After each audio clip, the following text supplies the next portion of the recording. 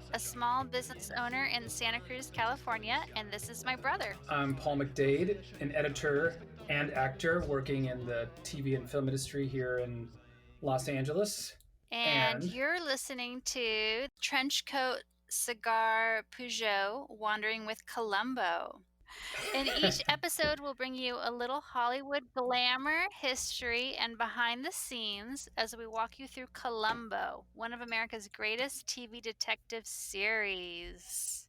And this is our first ever episode. Woo! You have champagne! Yeah, that's right. That's right. This will correlate to tonight's episode. That's right. So tonight we're going to talk about Season 1, Episode 1, Prescription Murder, which was also considered the pilot for Columbo. And this came out in 1968. So we have a drink and a snack for each episode of Columbo, and tonight's drink is champagne. And my champagne comes with a screw. Go ahead. My champagne comes with a screw top. Yeah. It comes with a screw top. Oh, cool. What's the name of it? It's Barefoot Bubbly. It comes in these little, single serving bottles. I have sparkling and you have a legit champagne. Nice. McNeil sparkling brew. And then the snack for this, ooh, how is it? It's good. Yeah, I can hear the weird delay. But go ahead, Liz. So the drink for this episode is champagne, and the snack is cake. Now, Paul, I know that you have some awesome cake right now. Yes, buttermilk cake that my wife, St. John, made. It's got a lemon zest with it too, and I'm gonna take a little nice bite here. So in the Prescription Murder, they eat cake in there? Yeah. So the very first scene is a party scene. But let me give a brief summary. So in this episode, a psychiatrist plots with his mistress, who's also his patient, to kill his wife, and his mistress impersonates his wife as they board a plane to Mexico, and then he sets the stage to make it look like a burglar killed his wife after she stormed off the plane at the airport and returned to their apartment. And Columbo suspects the psychiatrist from the very beginning and leans on the mistress to break the murderer's story. Yep. So this is the very first Columbo, and it's pretty different from all of the Columbos that come after it. Yeah, this one originally was called, two things. It was a play that the creators made, William Link and Richard Levinson. They had done a play, and it's supposedly one of the longest running plays. If you Google it, you'll find people still doing it. But originally, this story aired on the Chevy Mystery Show, Season 1, Episode 10, and it was called Enough Rope, and Bert Freed played Lieutenant Columbo. I'd love to see that. I didn't look too hard because I just looked online, but would love to see what Bert Freed brought. He looked like a really interesting actor. So that was 1960, but it's the same story. Wow. So it's an old story that's been on TV for a while. That had been on TV even before 1968. Yes. Yeah, they had this one had done was also TV movie of the week, I think and it was the highest in the Nielsen ratings according to William Link. And so they, got the green light to do another one. Very cool. So the opening scene is what inspired our drink and our snack. So it's this super glamorous party that's happening in an apartment, and the actors are playing Botticelli. Do you know that game, Paul? Botticelli? I wrote it down to look it up, but I never looked it up. But I guess you try and guess who someone is. Like they play a figure.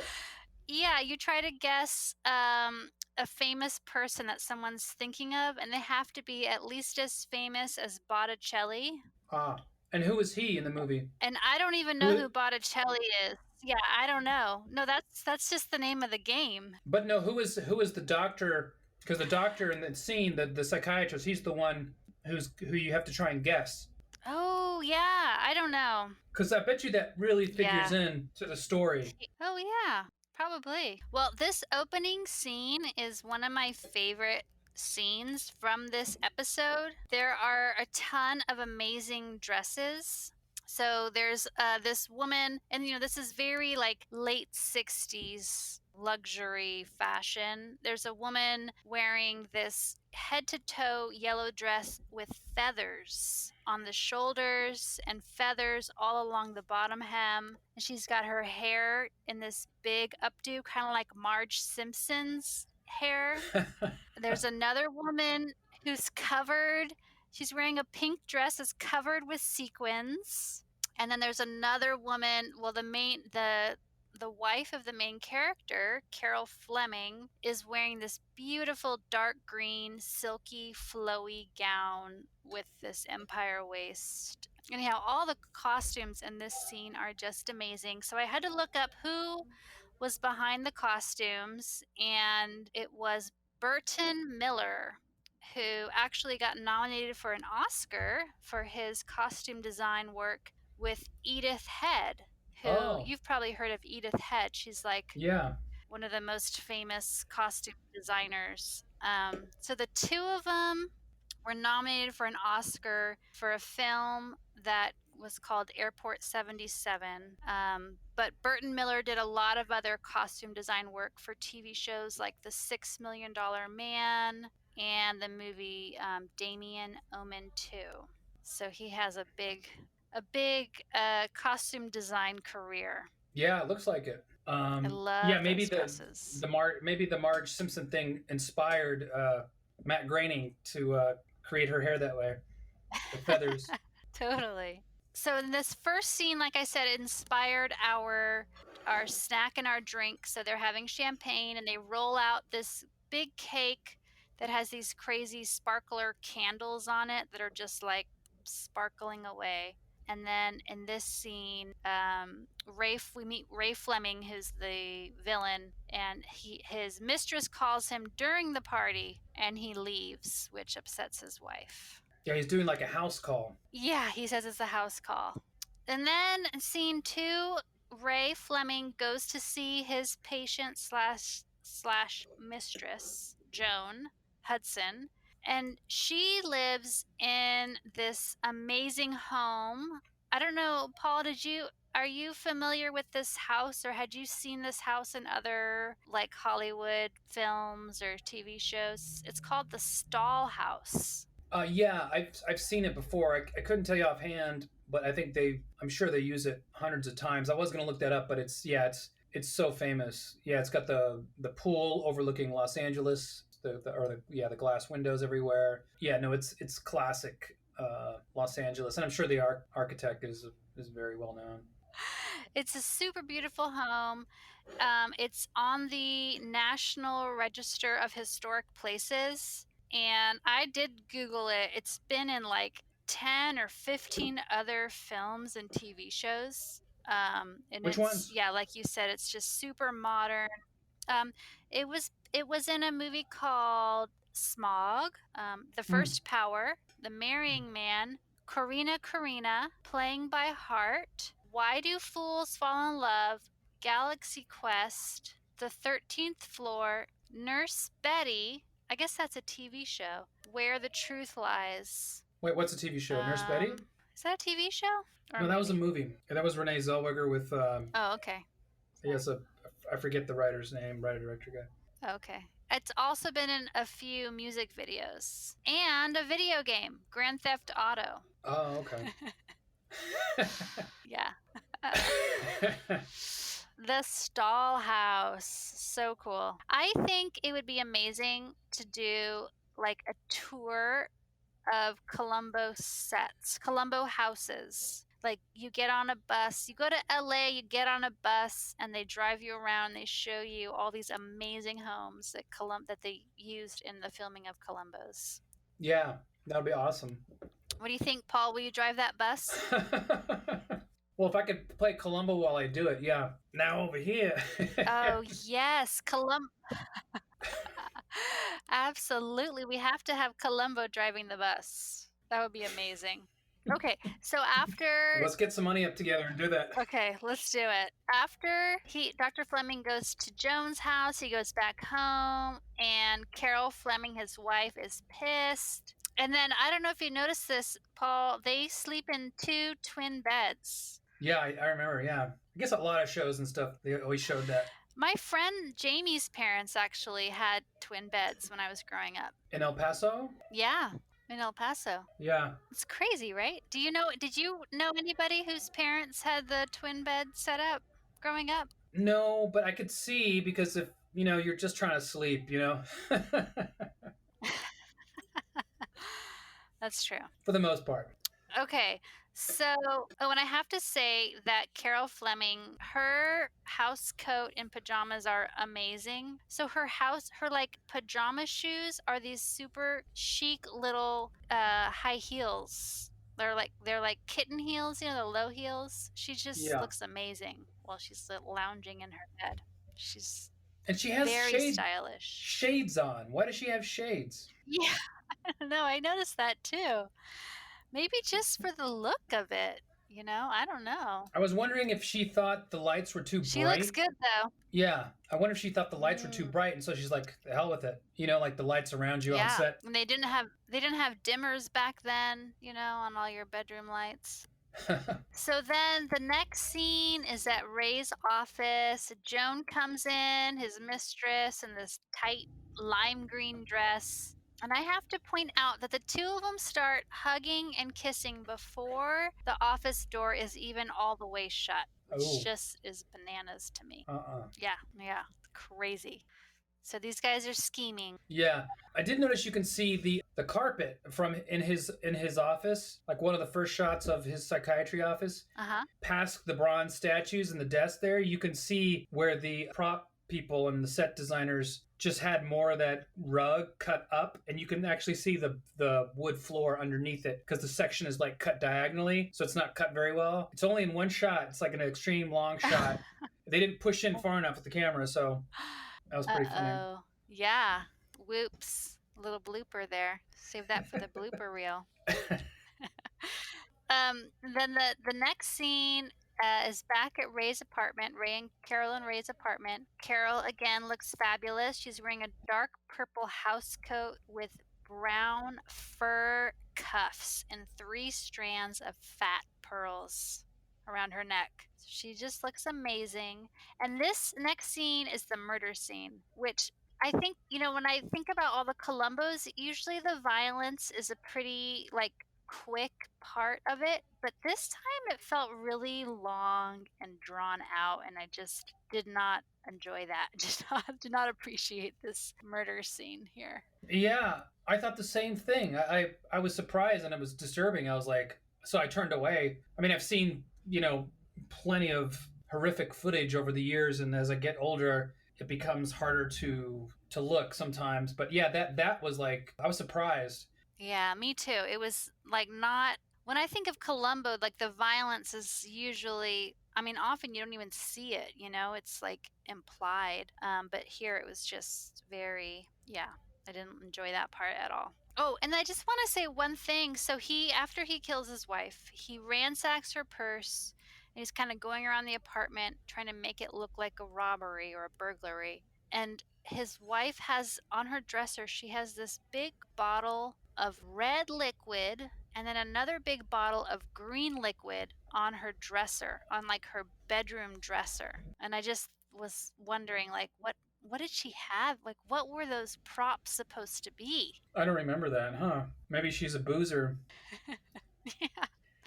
Yeah, maybe she needs a little nip in the bedroom at night or something.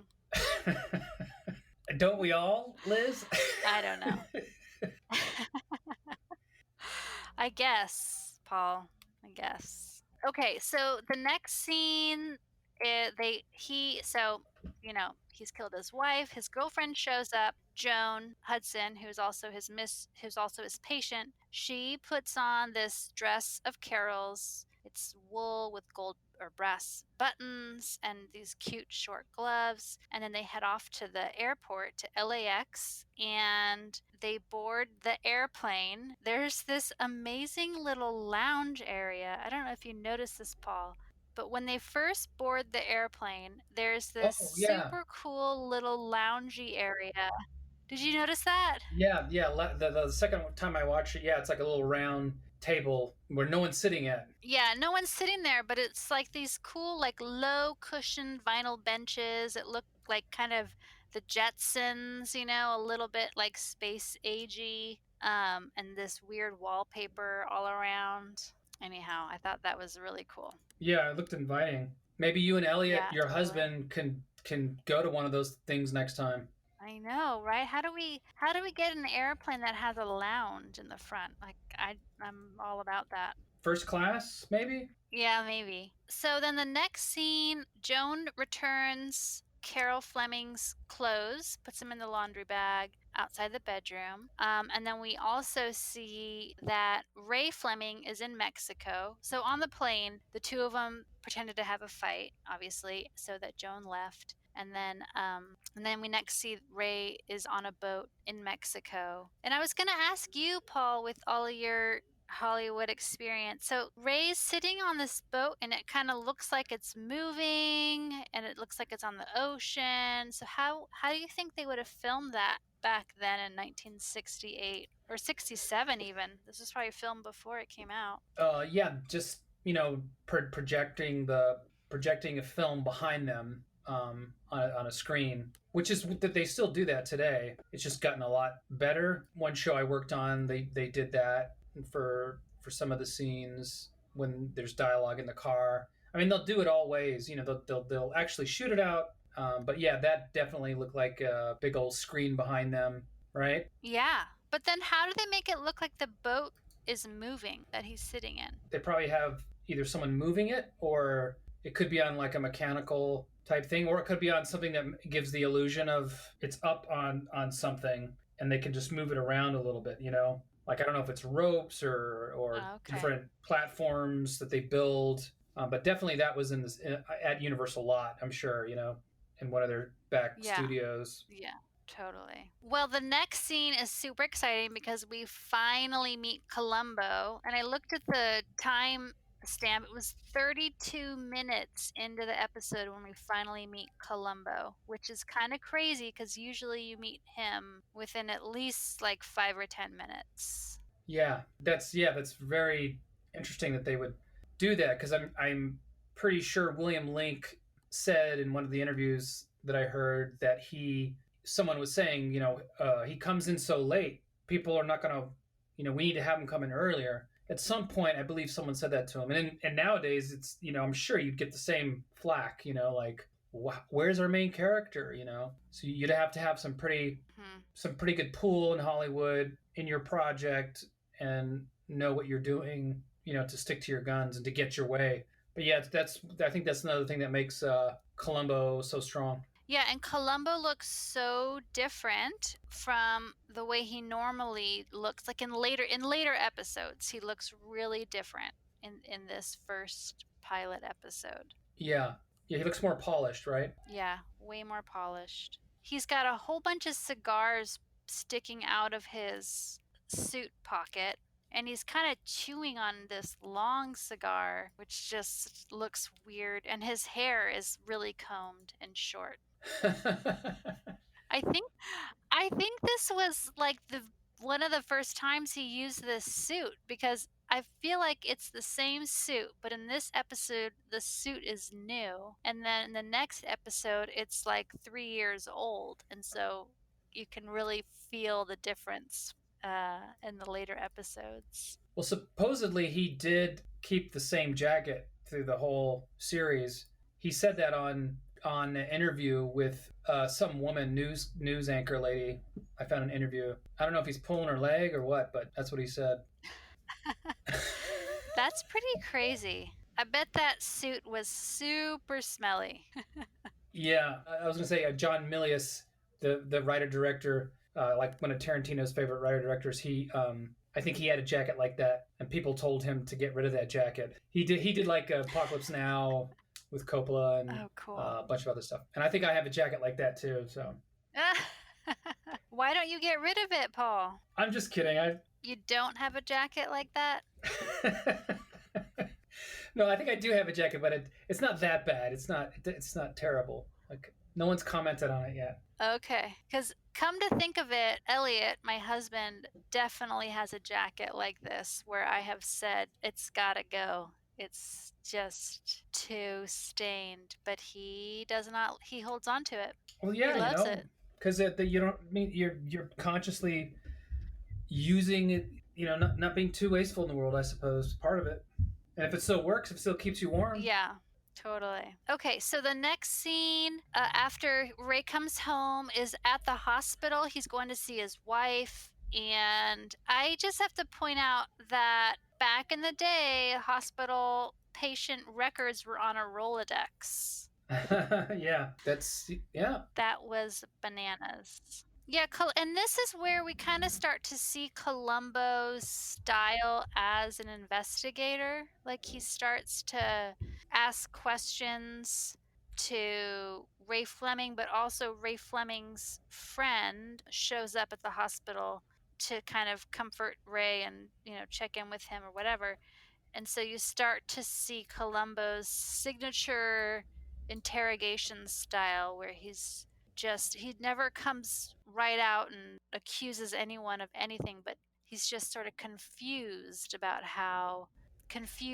the way somebody behaved or confused about the way something happened. So this is kind of a nice spot because you start to get a sense for who he's going to be as a cop. Yeah, and the friend Bert Gordon, his friend at the hospital, is played by William Wyndham, who went on to be a regular on Murder, She Wrote, which is from the same team, Richard Levinson and William Link. Oh, He was much. that's he had so glasses. cool. I thought Yeah. I thought he looked familiar when I saw him in this. I figured he's probably done other stuff. Yeah, hundreds of stuff, I'm sure. So the next scene is Ray Fleming. So his wife dies, obviously, in the hospital, and the last thing she says is his name, Ray, but she's not able to get out that he actually is the one who killed her. So he seems to feel like he's in the clear. Ray Fleming seems to feel like he's in the clear, and then he is back at his office with his receptionist, Mrs. Petrie. I kind of love that name, like Petri dish. Yeah. And Miss Hudson shows up to see her psychiatrist, and Columbo catches on right away that she's the person who called Ray Fleming the day he came back to his apartment. Columbo was in the apartment with him, and she called, and he told her to come and see him at this time. So Columbo is immediately onto this guy. Yeah.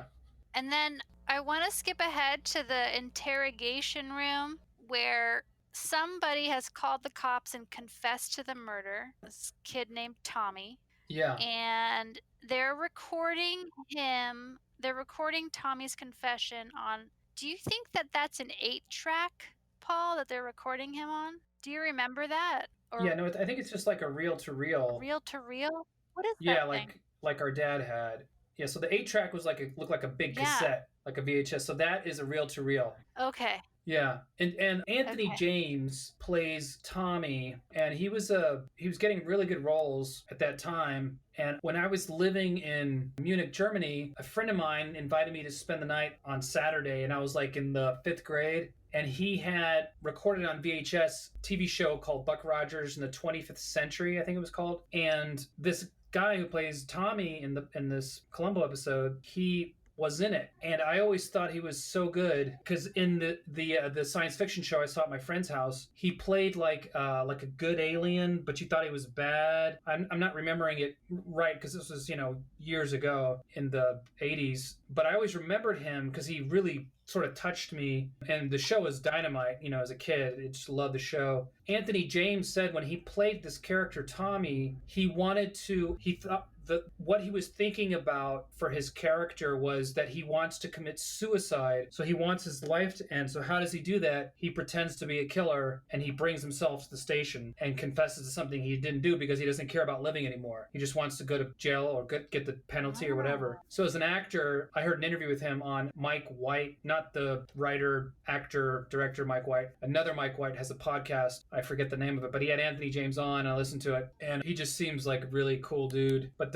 he was in Unforgiven, Clint Eastwood. He was in the Heat of the Night. But if you look at his resume, he always had really cool, different roles, and he's such an interesting look to him. But I thought he was great as Tommy, like very believable. Yeah, I thought so too. He did a really good job. So is he still acting, Paul, or were those interviews like recent interviews or? Yeah, it was a recent interview. I think he said he was retired. He does art, and he published a book about his mother and his acting, but mainly it was really about his mom. Like he shopped the book around trying to get it published, and everybody's like, we just want to hear about Hollywood, and he's like, no, I really want to talk about stuff that's closer to me, or as close at least, but it's his mother, so I really want to read it. Yeah, that sounds interesting. I wonder if he like kept a journal of his roles or like how he would remember that. I think that's really cool that he had this like in his mind, he had this idea about what his character,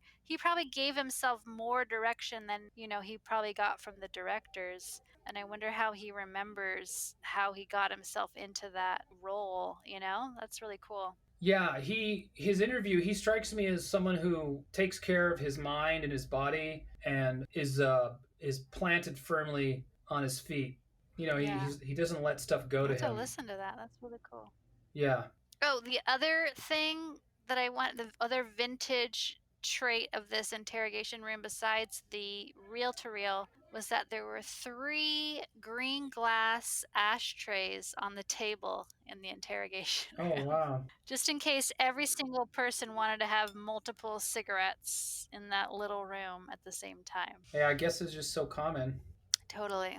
Okay, so then there's a scene with Ray and his friend Bert Gordon, where Ray tells Bert to get Columbo off his back. And then there's a scene back at Ray's office. This scene I feel like is worth mentioning for a couple reasons. Number one, Ray has this secret cabinet for booze. And then number 2, Columbo actually takes a drink of bourbon, which he like never has alcohol. I think across all his episodes, he's had alcohol like twice. And he takes a drink of bourbon with Ray in this scene. Yeah, that was probably more the Peter Falk coming out than the Columbo. Peter Falk liked bourbon. He liked his time with his buddies like John Cassavetes. Like he almost didn't do Columbo because he said it would take away time from his free time. With William Link said this, the writer, one of the writers and creators of Columbo, and so he didn't want to do the series if it was like a regular TV show. So when they told him it would be like a movie of the week and not every week or whatever, and so that's partly why he agreed to do it, according to William Link, because he enjoyed going out with his buddies.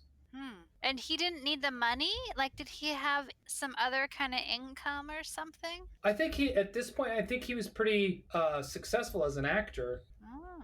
I think I didn't know that about him. Yeah, if you look at his IMDb, he had roles in a bunch of different things. Since I don't know how much they paid, but he had a name. So like 1957, it shows him being in something, and so that was several years. Then he was a regular on. He did reoccurrences on different shows, but The Trials of O'Brien. He was Daniel O'Brien in that. That was 1965, and he was in A Hatful of Rain, which is that came after that, but that's a actor studio script. But he hung out with like Cassavetes, who's actor studio. I'm not sure if Peter Falk was actor studio.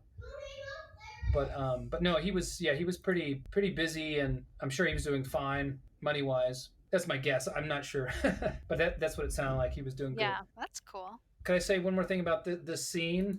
Of course. Yeah. So, what do you notice about the stuff in the room? What do you think about all the statues and stuff? Yeah, I noticed them.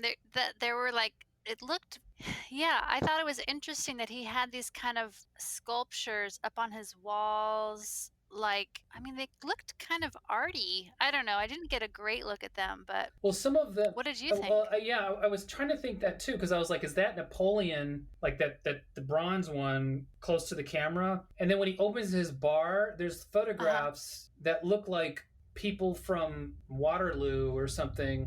But one of the things that William Link said where Columbo came from, him and his writing partner Richard Levinson, who they were also the creators of Columbo. They were childhood friends. They both loved mystery books. So in high school, they met at least in high school, maybe before. They read mystery books all the time, and they shared their favorites with one another. But one of the things that Columbo was also taken from is Crime and Punishment, the book by Dostoevsky. And in Crime and Punishment, it's about this student who kills somebody. And he thinks he can get away with murder. He even writes a book a paper that gets published in a medical journal about the Superman kind of like the greatest. They're ordinary people, and then there are extraordinary people, and the extraordinary people can actually kill people, and it's okay because they are extraordinary. And so in Crime and Punishment, the character who is investigating the murders, his name is Pyotr Petrovich. Probably butchered that name. I mean, Crime and Punishment is about a lot of things, but there is a scene in Crime and Punishment where the magistrate, like this lieutenant guy, he questions the student, and he says, yeah, I read your paper about the extraordinary man and an ordinary man, and how the extraordinary man can kill somebody and get away with it. And he says, you compared Napoleon, and and he starts listing off these people in history that are sort of looked at differently, some good, some bad. But I think that's what the production designer and the creators were setting in that room, because he had that looks like Napoleon. And even in Crime and Mm. Punishment, there's several references to Napoleon when he's debating with this detective, and the detective is kind of like, well, I didn't go to school, I'm not very trained. And it's kind of like how Columbo is in some ways. He's very standoffish and plays like the simpleton, but he knows when someone's guilty or not. It's just like he just knows it. Mm. In Crime and Punishment, there's multiple references to bronze that the killer says to himself, because he thinks the lieutenant or the detective knows that he's guilty, but he's not sure, and so he drives himself crazy in some ways. But there is even a line that says where the killer is talking to himself. He's like, no, these men. He's talking about the extraordinary men. No, these men are not made so. The real master to whom all is permitted storms Toulon, makes a massacre in Paris, forgets an army in Egypt, wastes 500,000 men in Moscow, and gets off with the jest. And then he said, no such people, it seems, are not of flesh, but of bronze.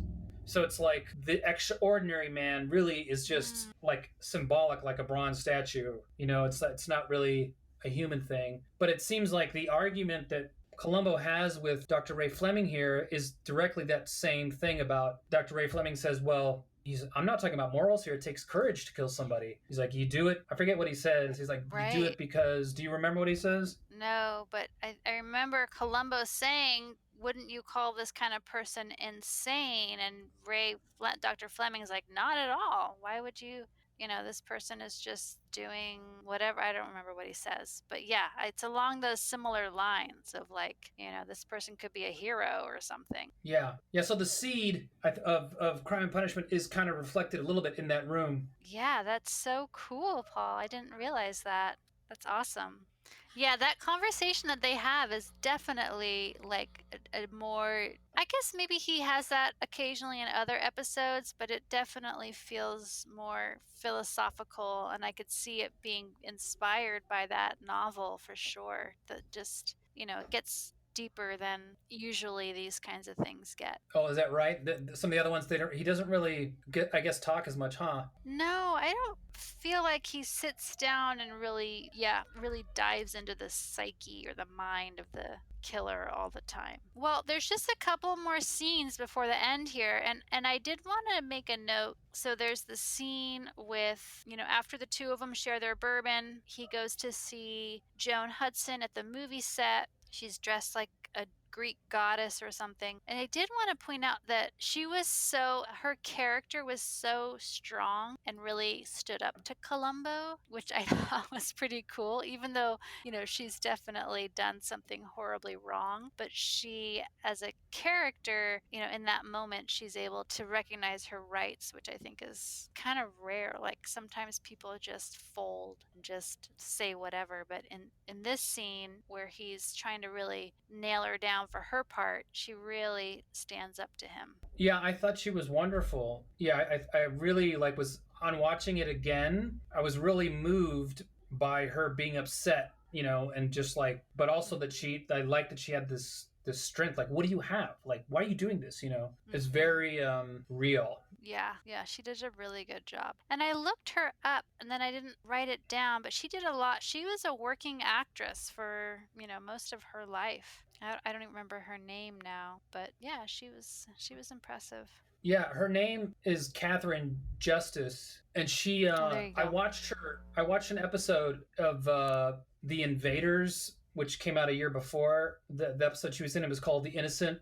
The Invaders was it was a series developed by Larry Cohen, was one of the people. He's a really good independent filmmaker, does horror and sci-fi, and she played like a alien, kind of like an alien, like an ex-girlfriend in this guy's mind. So the show that The Invaders is about aliens coming to Earth, and they look just like regular humans, and they act like the mob. It's kind of funny. But yeah, she was in that. She was really good. But in this one, she's even better. She's got so much more. Very cool. Okay, so one of there's just a couple more scenes in this episode. So Joan calls Ray from her home that night because she's upset about Columbo really grilling her and trying to get her to break. And Ray tries to calm her down and tells her to come in tomorrow. And then we have a scene the next morning where Ray's at his office and she doesn't come for her appointment on time. And so he asks his secretary to call her home and find out what's going on. And I just wanted to point out how, this is similar with the hospital lobby, but there is no computer. The receptionist at Dr. Fleming's office just has like a pad of paper, and I just think about like how different the workday was back then. Like so much time was probably spent, I don't know, going through paper files and handwriting notes. She doesn't even have a typewriter on her desk. It's just pencil and a phone and a notebook. Yeah, I still use all those things, just more. Yeah. Right, me too, but then I also have my computer for like the more in-depth stuff. Yeah. Well, then so Ray goes to the house and this is the last scene, and I was talking with Elliot, my husband, about this, like the skyline. So this is filmed in 1968, or maybe it was filmed in 1967, but the skyline that you can see from the stall house is so smoggy. Yep. Even back then. And I was asking him, like, because he studies air pollution and climate change and stuff like that. And so on the one hand, we have way more people now, which explains why we have so much air pollution now. But back then we didn't have as many standards on our cars, these emission standards that we have today. Yeah. So that could be why it looks as smoggy back then as it does now, even though there were like a quarter of the number of cars on the road or whatever. But that was really shocking to me to see that crazy amount of smog in the air. Yeah, no, I wrote that down last night because I thought the same thing. It's like, whoa, you can barely see behind them. Yeah, that's crazy. Well, and then of course Columbo gets Dr. Fleming to confess, and I don't know how often he gets people this way. doesn't confess exactly, but Columbo gets Dr. Fleming to talk about Joan in a way that, where he kind of reveals that she was just part of his grand plan or whatever. Yeah. And that feels like maybe something that Columbo does at other times too, where he's able to get the murderer to kind of open up about how they really feel about things. Which you gotta know, you just don't do that. If you're guilty of a crime, you never talk about stuff like that. Yeah, I mean, he didn't realize that because he felt like, well, I'm free, like I can, she was an idiot, I used her or whatever, because Columbo's kind of trying to, so it's almost like Columbo knows, right? So it's like another twist, like he knew he didn't even care about her, but if you, obviously if you kill someone, that's your wife. Yeah, one thing I was going to say in the beginning when Dr. Ray Fleming is with his wife and he tells her, she thinks that he's cheating, and then he says, he changes everything by saying, we're going to go on a honeymoon, and then she's so much like, oh darling, oh I love you, and it's just like, he is so cruel. Like, he is so evil. And she's just like so smitten with him. Totally. Yes, that's true. He is so bad. I remember in that very first scene, he just finishes killing his wife and the phone is ringing, and then he picks it up and he's just so calm and sweet. He's like, oh hey Bert, how's it going? It's like so creepy. Yeah, and he's like, tell your wife I said hi. It's so creepy.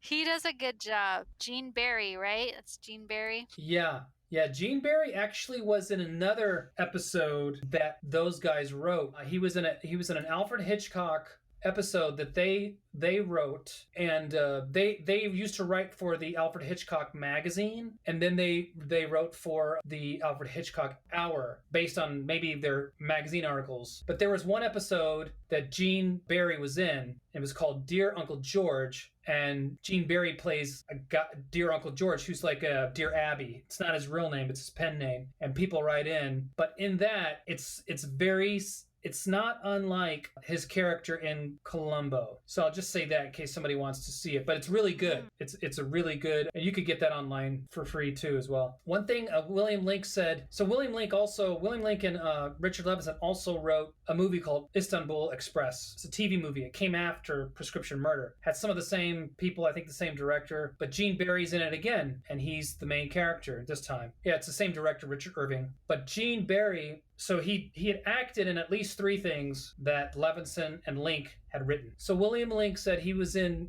first class in a plane, and he's with his wife, and he sees Gene Barry at the line, so he knows he's coming on the plane. So he tells his wife, I don't want to talk to Gene. He's going to want to talk to me. Just let me be, let's pretend like we don't see Gene. And so on the flight back, they're in LAX, baggage retrieval, and Gene spots him, and William Link is like, oh boy, like Gene's going to talk my ear off. And Gene comes up to him and says, there's something I always wanted to tell you, Bill, whatever they called him. I should have taken the role as Columbo. It would have changed my career. And William Link just kind of shook to his head going, oh, okay. So years later, William Link tells Peter Falk that. Peter Falk laughs so hard he just falls on the ground laughing.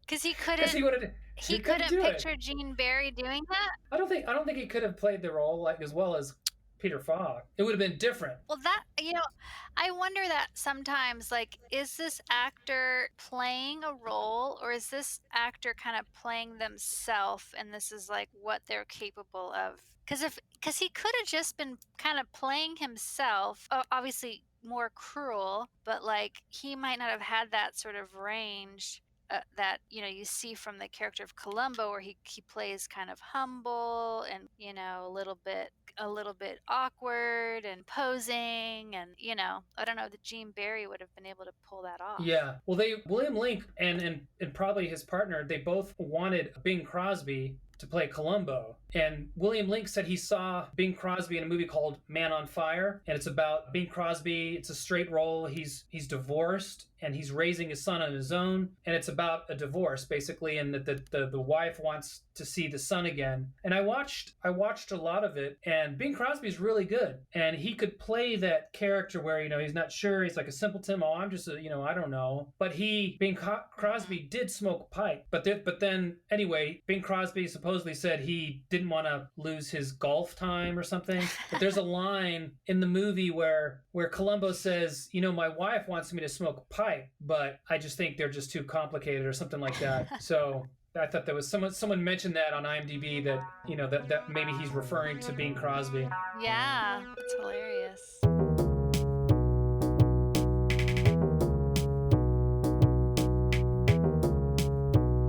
Well, Paul, should we wrap with our overall rating, or sort of how you would rate this Columbo? Yeah, I would give I would give this like a. Or do you want to go first? Sorry.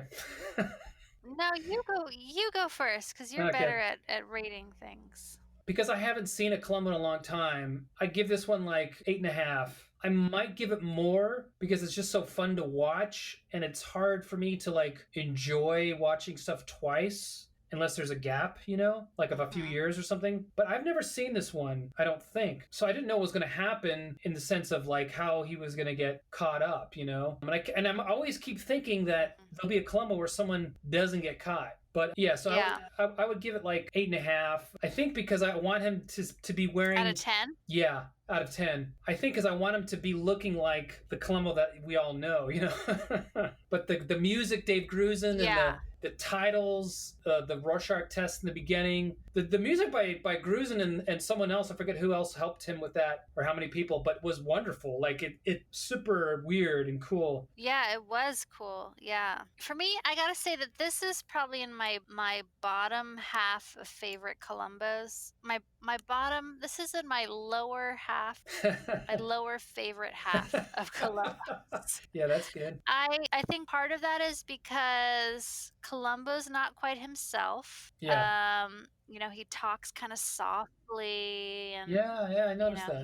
he's a little too polished. And then, like I mentioned, like we already talked about, the actual murder scene is too much for me. Yeah. But then, there's some amazing costumes, and just having that scene at the Stall House is really cool. The actress who does Joan Hudson is really cool. So I don't know exactly what number I'd give it. Maybe like a 6 out of 10. But it's definitely got some highlights for me, but definitely not one of my absolute favorite Columbos. And I'm a pretty big Columbo fan, so yeah, this is not quite there. But that makes sense, because this is the pilot, and they were just figuring things out and getting started. Yeah. So do you want to do our little game? Yeah, let's do this game. We got the Columbo trivia game here. Paul's gonna try to stump me with some trivia about Columbo. Yeah. So this will be a statement, and you can ask me a couple questions if you want, 3 questions or however many you think, and you got to determine if this is a true or false statement. So here it is. I went swimming with one of the main cinematographers of Columbo. What?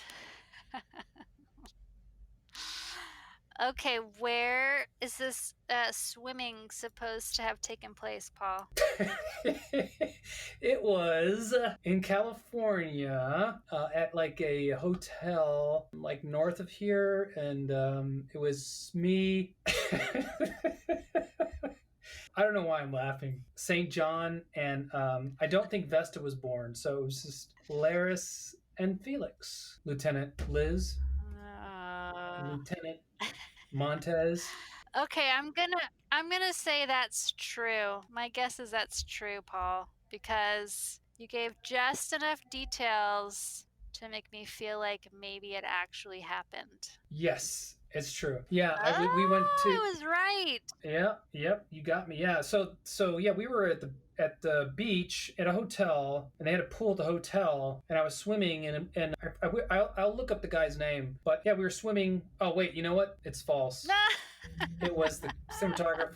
It was the cinematographer's son. Oh, Paul, you totally had me going there. Oh my So it was gosh. the Love cinematographer's it. son. It was his son. His son was there. He said he met Columbo, Peter Falk once on set when he was a kid. They grew up right down the street from Ron Howard, and he said Ron Howard was always making films as a kid. But he said he went to set one day and he met Peter Falk, and he said Peter Falk stayed in character during lunch, like when it Oh, was wow. the I don't know who all was there eating lunch with them, but it was the cameraman's son, and Peter Falk. And he said that what he remembers that he stayed in character the whole time. That's awesome. Very cool. Well, Paul, I think we should thank Maxime Gervais for our theme song, Columbo. Yes, thank you. And Paul, I have just one more thing for you. Yeah, what? Thanks for listening.